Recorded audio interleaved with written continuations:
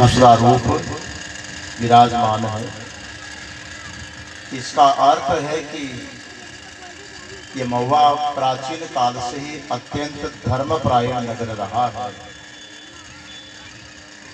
संतों का आश्रय स्थल रहा है। अभी तो हम लोगों की जो साधु जीवन में भी परिस्थितियां बदल गई। पुराने महात्मा जो लोग होते थे वो साधना करने के लिए, भजन करने के लिए एक तो जल देखा करते थे, जल पर्याप्त हो। दूसरा जंगल देखते थे, एकांत हो, जंगल हो। और तीसरा जजमान देखते थे, सेवा होती रहे। और इस नगर में तीनों ही विद्यमान था। नदी का किनारा, जल पर्याप्त। उस समय का जंगल तो कुछ और ही रहा होगा, कोई श्रद्धालु ही यहाँ पहुंचते होंगे। और जजमानों के द्वारा श्रद्धा से सेवा मिल जाए तो महात्मा आराम से चातुर्मास करते होंगे, भजन करते होंगे। तो ऐसा प्राचीन जो धर्मप्रायण नगर, हो सकता बीच में कालक्षेप के कारण लंबे समय के बाद में कथा हुई हो। उसमें सर्वप्रथम कथा प्राप्त करने का जो श्रेय प्राप्त है, हमारे पूज्य कथाकार जी यहाँ पर विराजमान है। नाम भी बड़ा अच्छा है, सच्चिदानंद जी महाराज। सच्चित आनंद स्वरूप में ही रहने वाले, हमारे सबके जाने पहचाने इस क्षेत्र के लाडले पटवारी साहब, भोलानाथ जी, इस ग्राम के श्रेष्ठ पुरुष, सम्माननीय पुरुष और हमारे अत्यंत प्रेमी आदरणीय अक्षय कुमार सिंह जी ठाकुर साहब, इस आयोजन की और इस मंदिर की निर्माण समिति, जिसका नाम है गाढ़ा गुहा महादेव विकास समिति, जिन्होंने इतना सुंदर ये निर्माण कार्य करवा करके आज श्रावण मास के प्रथम दिवस पर सहस्त्र धारा के द्वारा अभिषेक संपन्न करवाया है। आज विशिष्ट अतिथियों के रूप में और भी मेहमान आपके सामने मेरे आग्रह पर शकरगढ़ गुरु पूर्णिमा के महोत्सव पर पधारे हुए थे। अभी अभी प्रारंभ में जिन्होंने माइक हाथ में दिया, पूरे राजस्थान के संस्कृत शिक्षा विभाग के एक्स डिप्टी डायरेक्टर रहे हैं श्री बहादुर सिंह जी गुजर साहब हमारे बीच में पधारे हैं। साथ ही हमारे, जब हम कॉलेज में पढ़ते थे तो हम 4 व्यक्तियों की एक चौकड़ी मानी जाती थी, और चौकड़ी में भी फिर तिकड़ी अलग ही हुआ करती थी। बहादुर सिंह जगदीशपुरी, और उसको पूर्ण करने के लिए श्री बद्री नारायण जी शर्मा जयपुर से हमारे बीच में पधारे हुए हैं। समस्त ग्रामवासी सज्जनों, आदरणीय मातृशक्ति, श्रावण महीना प्रारंभ हो गया है। श्रावण महीने के प्रथम दिवस पर ही इस प्राचीन पवित्र तीर्थ स्थल पर आज भगवान महादेव का सहस्त्र धारा के द्वारा अभिषेक संपन्न हुआ।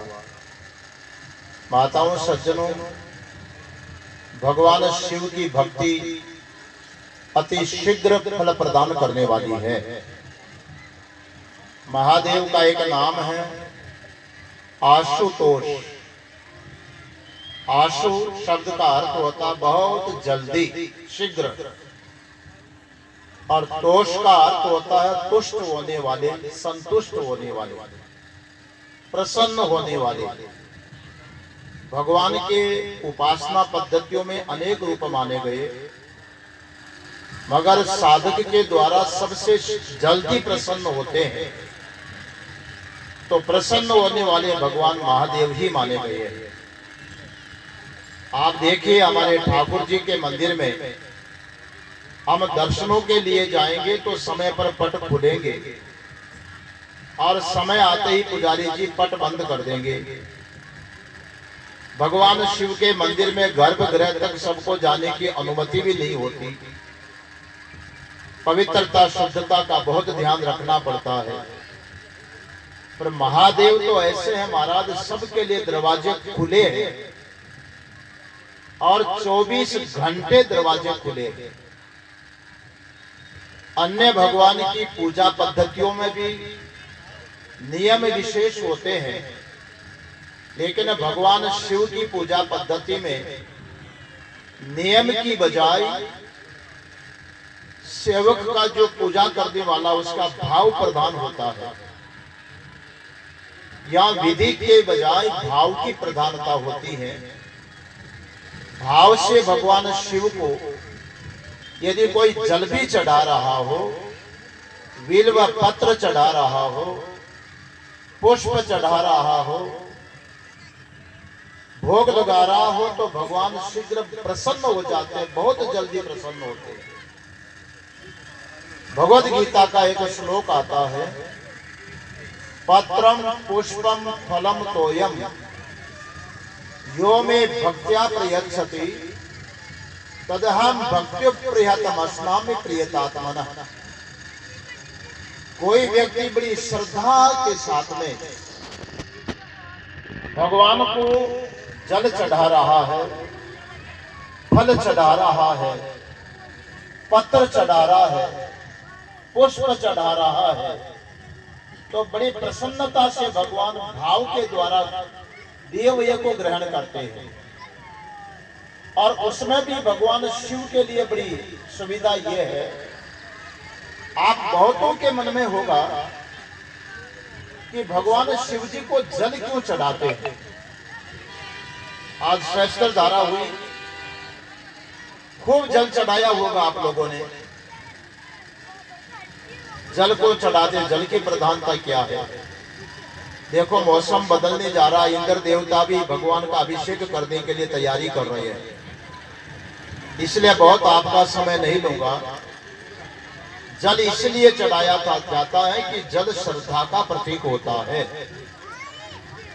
जल चढ़ाने के साथ साथ हमारी अटूट श्रद्धा महादेव पर होनी चाहिए। भगवान शिव को पत्र चढ़ाते हैं, बिल्व पत्र। पत्र चढ़ाने का अर्थ है कि बाहर से पत्र चढ़ाते हैं तो भीतर से भी अध्यात्म पत्र भी चढ़ना चाहिए। जब आप भगवान महादेव को जल चढ़ाएं तो मंत्र जरूर बोलिएगा।